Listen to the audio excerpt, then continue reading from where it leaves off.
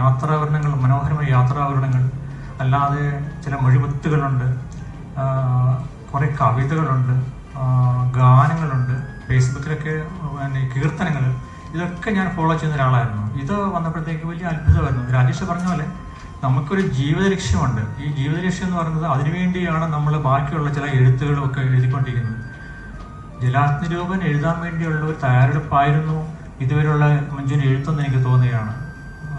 കുമാരനാശാനും ഗുരുവും ശിഷ്യനും തമ്മിലുള്ള ഒരു ബന്ധം, ആത്മബന്ധം, ഇതെനിക്കൊരു ജീവചരിത്രമല്ല, ഒരു ആത്മാവിൻ്റെ ചരിത്രമാണെന്ന് എനിക്ക് തോന്നുന്നത്. കുമാരനാശാനെ കുറിച്ച് എത്ര മനോഹരമായിട്ട് വേറൊരു കാഴ്ചപ്പാടിൽ കൂടി വേറെ ആരും ഇതുവരെ എഴുതിയിട്ടില്ലെന്ന് തോന്നുന്നു. അത്ര മനോഹരമായ ഒരു കാവ്യമാണ് ഈ ജലാഗ്നിരൂപൻ. ഞാൻ ആദ്യം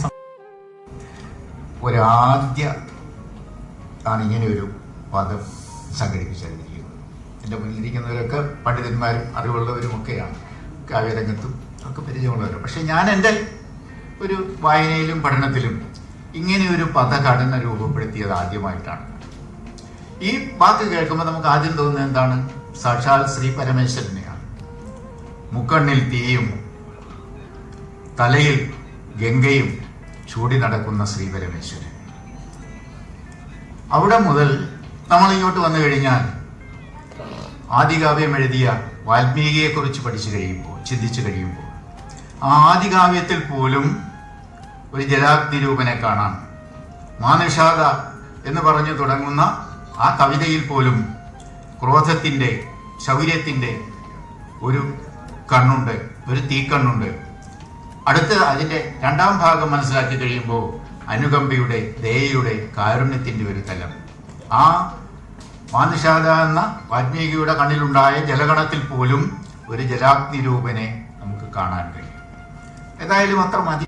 തനിക്ക് മാത്രം സഞ്ചരിക്കാൻ കഴിയുന്ന ചില വേറിട്ട പദങ്ങളിൽ വെച്ച് കണ്ടെത്തിയ ചില നക്ഷത്രങ്ങളെ കൂട്ടിയോജിപ്പിച്ചുകൊണ്ട് കായിക്കര മൊഴിയിൽ തുടങ്ങി പല്ലനയാറിന്റെ മർമ്മരം വരെ ആ കവിയെ അടയാളപ്പെടുത്തുകയാണ് ശ്രീ മഞ്ജു വെള്ളായണി ഈ ജലാഗ്നിരൂപൻ എന്ന ഈ കൃതിയിലൂടെ ചെയ്തിരിക്കുന്നത്. ഉദയശ്രീ, ഉദയകല നമ്മുടെ മുമ്പിൽ നല്ലവണ്ണം അവതരിപ്പിച്ചു കഴിഞ്ഞു. അഗ്നിയെയും ജലത്തെയും അത് വിരുദ്ധ കോണിൽ നിൽക്കുന്നതാണ് നമുക്കറിയാം. ജലവും അഗ്നിയും ഒന്നിച്ചു ചേരില്ല, ഇരുട്ടും വെളിച്ചവും ഒന്നിച്ച് ചേരില്ല, ചൂടും തണുപ്പവും ഒന്നിച്ച് നിൽക്കില്ല, സുഖവും ദുഃഖവും ഒന്നിച്ച് നിൽക്കില്ല. പക്ഷേ ശ്രീനാരായണ ഗുരുവിൻ്റെ ജീവിതത്തിൽ ഈ ചൂടും വെളിച്ചവും അതുപോലെ സുഖവും ദുഃഖവും ഇതെല്ലാം ഒരേപോലെ ദ്വന്ദ്വഭാവം പ്രാപിച്ചവ ഒന്നിച്ചു നിൽക്കുന്നതായി നമുക്ക് കാണാൻ സാധിക്കും.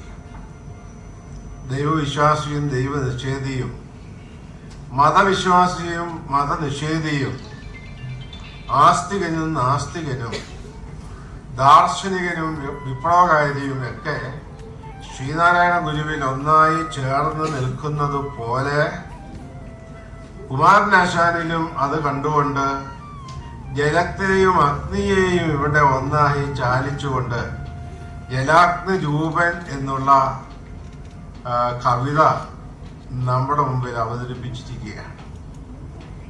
പുസ്തകത്തിലെ അനുഗ്രഹമൊഴി രേഖപ്പെടുത്തിയിരിക്കുന്നത് സച്ചിദാനന്ദ സ്വാമിയാണ്. മാത്രമല്ല ഇവിടെ വന്നതിന് ശേഷം അദ്ദേഹം മഹാഗുരുവിനെ കുറിച്ചും പരാമർശിക്കുകയുണ്ടായി.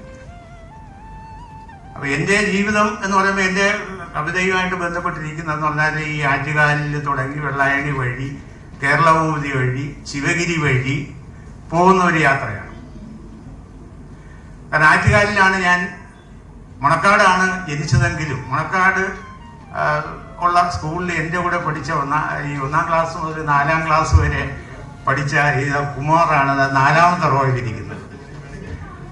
അപ്പം അപ്പം വളരെ അത്ഭുതമാണ്. കാരണം ഒരുപാട് കാലത്തിന് ശേഷമാണ് ഞാൻ ഈ കഴിഞ്ഞ ദിവസം പ്രസ് ക്ലബിലെ ഇവിടുത്തെ ഹാളിൻ്റെ ബുക്കിങ്ങിന്